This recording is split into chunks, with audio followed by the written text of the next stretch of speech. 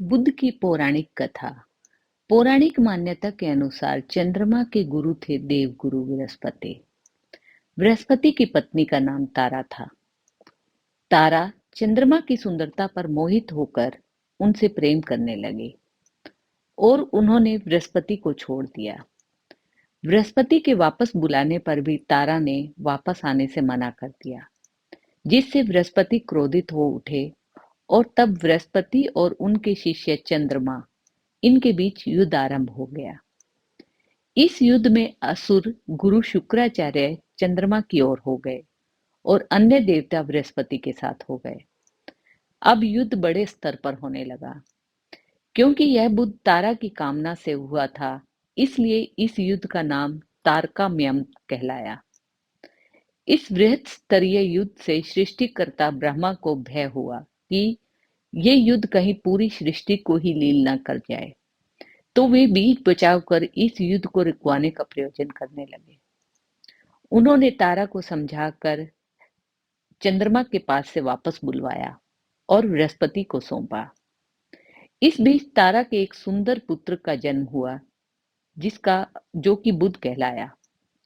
चंद्रमा और बृहस्पति दोनों ही इसे अपना बताने लगे और स्वयं को इसका पिता बताने लगे। यद्यपि तारा चुप ही रही। माता की चुप्पी से अशांत और क्रोधित होकर स्वयं बुध ने माता को सत्य बताने के लिए कहा। तब तारा ने बुध को उसका पिता चंद्रमा बताया। चंद्रमा ने बालक बुध को रोहिणी और कृतिका नक्षत्र रूपी अपनी पत्नियों को सौंपा। इनके लालन पालन में बुध बड़ा होने लगा। बड़े होने पर बुध को अपने जन्म की कथा सुनकर शर्म और ग्लानि होने लगी।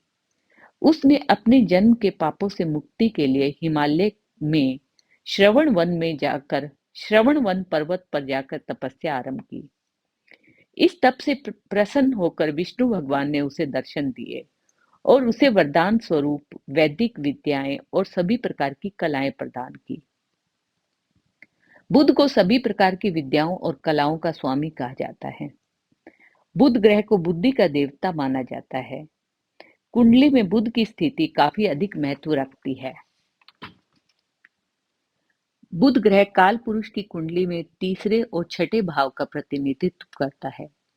बुध की कुशलता को निखारने के लिए की गई कोशिश छठे भाव द्वारा दिखाई देती है। जब जब बुध का संबंध शुक्र, चंद्रमा और दशम भाव से बनता है और लगन से दशम भाव का संबंध होता है, तो व्यक्ति कला कौशल को ही अपने जीवन यापन का साधन बनाता है। जब जब तीसरे भाव से बुध, चंद्रमा, शुक्र का संबंध बनता है, तो व्यक्ति गायन क्षेत्र में कुशल होता है।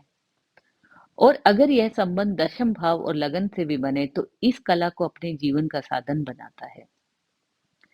यदि बुध का संबंध शनि और केतु से बनता है और वह दशम लगन को प्रभावित करता है, तो जातक की तकनीकी रुचि होती है और कितना ऊपर जाता है, कितनी उच्च शिक्षा ग्रहण करता है इस क्षेत्र में, यह पंचम भाव और दशमेश की स्थिति पर निर्भर करता है। पंचम भाव से शिक्षा का स्तर और दशम भाव और दशमेश से कार्य का स्तर पता लगता है। बुध लिखने की कुशलता को भी दर्शाता है।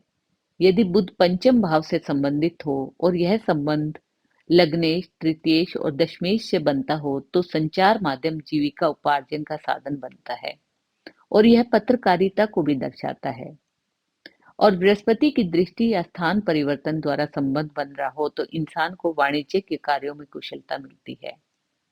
इस प्रकार अलग अलग ग्रहों और भावों के स्वामी से संबंध होने से जीविका उपार्जन का क्षेत्र पता लगता है। यद्यपि इस प्रकार के बहुत से क्षेत्र हैं, लेकिन उन पर बुध ग्रह का प्रभाव अवश्य देखने को मिलता है। इस प्रकार बुध को सभी विद्याओं और कलाओं का स्वामी कहा जाता है।